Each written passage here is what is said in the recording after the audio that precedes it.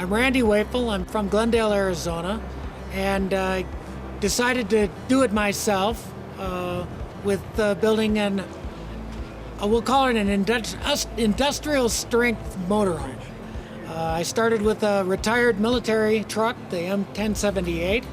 It has a Cummins 3116 diesel engine. It's a mechanical. It doesn't have electronic controlled engine, so it's a pretty old technology engine. And my wife and I do local camping. We'll try to see as much of the United States and maybe into Canada and up into Alaska.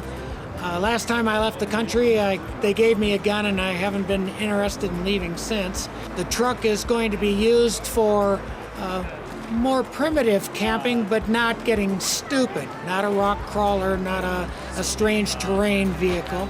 I want to be able to come into a fire road that has limited use and be able to move into a camping site off the road, maybe 100 yards, maybe as much as a mile. Really, I have to consider how much I can afford to be recovered from getting stuck very far off that road. So that's the limiting factor. This is four-wheel drive. It's a very capable vehicle. It probably would get you into as much trouble as you could afford. I've chosen to use some readily available parts. The box is a cast-off from a box van Life. And we've added sewer systems, we've added gray water systems, we've added water systems.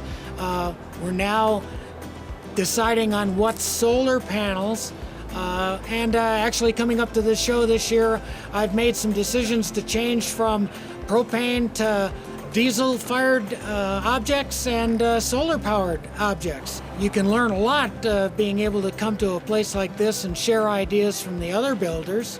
I can see what's there, and I can add and subtract the things that I want or feel necessary for my off-road camping.